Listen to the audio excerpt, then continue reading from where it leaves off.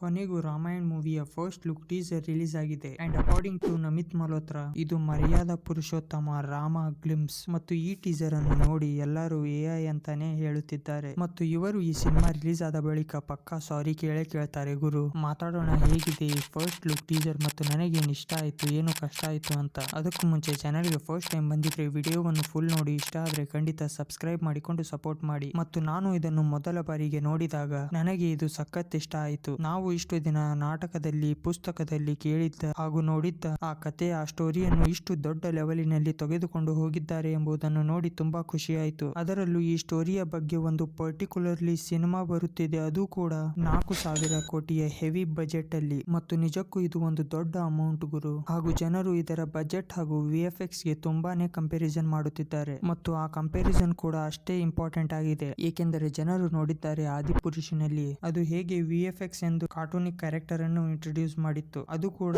600 ಕೋಟಿಯ heavy budget ಅಲ್ಲಿ. ಆದರೆ ಈಗ ರಿಲೀಸ್ ಆದ ಈ ಟೀಸರಿನಲ್ಲೂ ಸ್ವಲ್ಪ ಮಟ್ಟದ VFX ಕೊರತೆ ಇದೆ, ಅದನ್ನೇ ಜನರು ಕಂಪೇರ್ ಮಾಡುತ್ತಿದ್ದಾರೆ ಗುರು. ಮತ್ತು ಮೇಕರ್ಸ್ ಈ ಟೀಸರ್ ಅನ್ನು ರಿಲೀಸ್ ಮಾಡೋಕು ಮುಂಚೆನೆ ಹೇಳಿದ್ರು ಇದು ಅನ್ಫಿನಿಶ್ ಟೀಸರ್ ಅಂತ, ಹಾಗೂ ಅದರಲ್ಲಿ ಇನ್ನೂ ಸಾಕಷ್ಟು VFX ಕೆಲಸಗಳಿವೆ ಅಂತ. ಇದೆಲ್ಲ ಗೊತ್ತಿದ್ದರೂ ಅವರು ಟೀಸರ್ ಅನ್ನು US ನಲ್ಲಿ ಸ್ಪೆಷಲ್ ಸ್ಕ್ರೀನಿಂಗ್ ಮಾಡಿದ್ದರು ಮತ್ತು ಅಲ್ಲಿ ಆಡಿಯನ್ಸ್ ಇದನ್ನು ನೋಡಿ ತುಂಬಾನೇ ಅಪ್ರಿಶಿಯೇಟ್ ಮಾಡುತ್ತಿದ್ದಾರೆ ಮೇಕರ್ಸ್ ಗಳಿಗೆ. ಮತ್ತು ಈಗ ಇದರ ನೆಗೆಟಿವ್ ಅಂಡ್ ಪಾಸಿಟಿವ್ ಸೈಡ್ ಬಗ್ಗೆ ಹೇಳಬೇಕೆಂದರೆ ಈ ಟೀಸರ್ ನಲ್ಲಿ ತೋರಿಸಲಾದ 2 ರಾಕ್ಷಸರನ್ನು ಕಾರ್ಟೂನ್ ಅಂತ ಹೇಳುತ್ತಿದ್ದಾರೆ ಮತ್ತು ನಾನು ಅವರಿಗೆ ಇಷ್ಟೇ ಹೇಳಬಲ್ಲೆ, ಆದಿಪುರುಷನಲ್ಲಿದ್ದ ಕಾರ್ಟೂನ್ ಗಿಂತನೂ ಚೆನ್ನಾಗಿದೆ ಗುರು ಅಂತ. ಮತ್ತು ಇವರ ಹತ್ರ ಇಂಪ್ರೂವ್ಮೆಂಟ್ ಮಾಡಲು ಇನ್ನೂ 6 ತಿಂಗಳ ಸಮಯ ಇದೆ. ಮತ್ತು ಈ ಟೀಸರ್ ನಲ್ಲಿ ತೋರಿಸಲಾದ ಸ್ಟೋರಿ ನಮಗೆಲ್ಲರಿಗೂ ಗೊತ್ತೇ ಇದೆ, ಹೇಗೆ ಶ್ರೀರಾಮ್ ಅವರು 14 ವರ್ಷ ವನವಾಸಕ್ಕೆ ಹೋಗುತ್ತಾರೆ. ಮತ್ತು ನೀವು ಇಲ್ಲಿ ಒಂದು ಡೀಟೇಲ್ ನೋಟಿಸ್ ಮಾಡಿದ್ರ, ಯಾವಾಗ ಶ್ರೀರಾಮ್ ಅವರು ಕೊನೆಯ ಬಾರಿ ಪ್ರಜೆಗಳಿಗೆ ಭೇಟಿ ಆಗುವಾಗ ಅವರ ಮೇಲೆ ಬೀಳುತ್ತಿರುವ ಲೈಟಿಂಗ್ ಎಷ್ಟು ಪರ್ಫೆಕ್ಟ್ ಆಗಿದೆ ಎಂದು. ಮತ್ತು ಆ ಚಕ್ರದಲ್ಲಿದ್ದ ಡೀಟೇಲ್ಸ್ ಅನ್ನು